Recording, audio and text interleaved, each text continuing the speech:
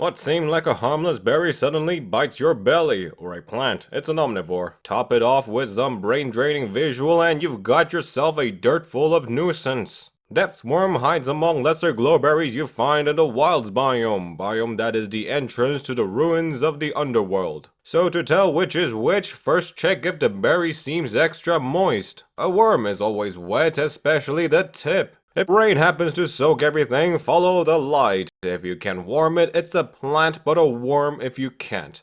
However, a depth worm will still lurk on its own, and you'll encounter one inevitably, mostly thanks to the periodic worm attack. Up there we got the hounds, and down here we got the mounds. And just like doggy style, the longer you survive the constant, the wave becomes frequent, thicker, quicker. To beat the worm, and not in a fun way, wait for the second bite, followed by a chance for 5 smacks before the next snap. But against multiple worms, I suggest flight than fight. They are slower than you and will lose interest eventually, and you'll have your chance once they part ways. If you still choose to fight a horde, try to sync their attack pattern, although that's easier said than done. Walls may help your escape if blocking a narrow path, as they tend to fool these creatures unless lured around the corners. Why can't they just dig below the wall? Because they're not that bright after all.